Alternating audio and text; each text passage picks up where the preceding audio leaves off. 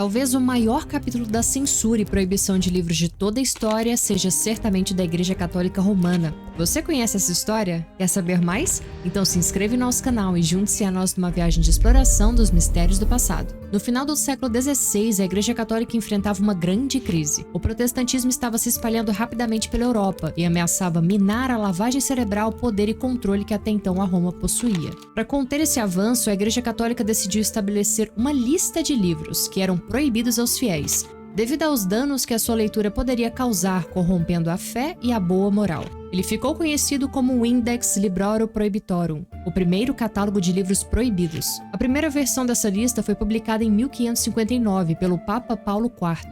Nela incluía centenas de obras de autores como Erasmo, Martinho Lutero e Calvino. Em 1571 foi atualizada pelo Papa Pio V, criando um novo sistema, a Sagrada Congregação do Index, responsável por examinar e censurar os livros antes de adicioná-los à lista. O governo católico da Europa efetivaram as medidas repressivas e garantiram a aplicação da lei imposta pela Igreja. Na Espanha, Portugal e França, mesmo antes da edição do Index, algumas leis condenavam à morte quem possuísse, comprasse, vendesse ou copiasse um livro herege. Na França, mais de 800 escritores e editores foram presos na Bastilha, até o início da Revolução Francesa em 1789. A primeira lista proibia todas as obras de Lutero e outros reformadores protestantes. Por que será? Já nas obras dos antigos gregos e romanos, receberam correções e retiraram aquelas partes que se referiam a ensinamentos pagãos, que não eram compatíveis com o cristianismo, segundo a Igreja Católica. O índice vigorou por mais de 400 anos, entre 1559 e 1966,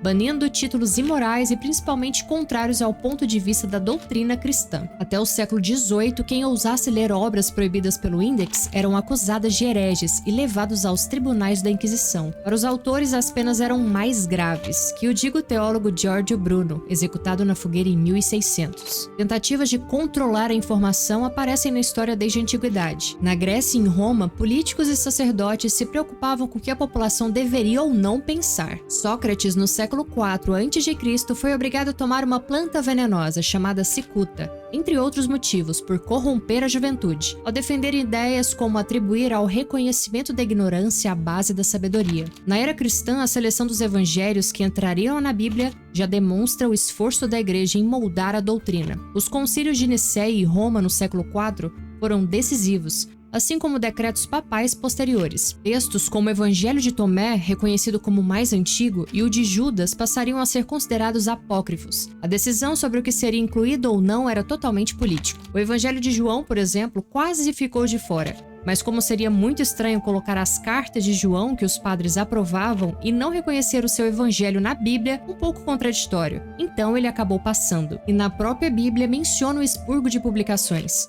O Atos dos Apóstolos 19:19 cita uma fogueira de livros de magia, trazidos por cristãos recém-convertidos, avaliados em 50 mil peças de prata. Um decreto do Papa Gelácio I, do fim do século V, é tido como uma espécie de precursor do Index. A Igreja Católica ainda adotou uma forma de censura prévia, ou imprimatur. Quem quisesse ter o aval da instituição poderia submeter os seus livros ao bispo, e recomendava ou não a publicação, na íntegra ou com alterações. Na primeira página ou na capa vinha o selo do imprimatur, do latim imprima-se. No século XX, 1948, já incluía 4.000 títulos proibidos, e somente em 1966, o Vaticano Papa Paulo VI anunciou o fim desse índex dos livros, que os bons católicos eram proibidos de ler desde o século XVI, tendo vigorado por mais de 400 anos. Por vários séculos, a Igreja não precisou formalizar as proibições.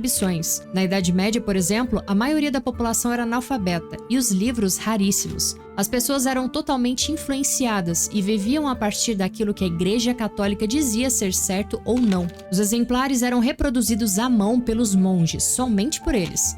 Inclusive, temos um vídeo que aborda um pouco mais sobre esse assunto, a origem da Igreja Evangélica, o monge que mudou a história. Vai lá assistir. Você conhecia sobre esse assunto? Deixa aqui nos comentários. Aproveita e deixa o seu super like e se inscreva no nosso canal. Isso é muito importante para nós. Até o próximo vídeo. Fui!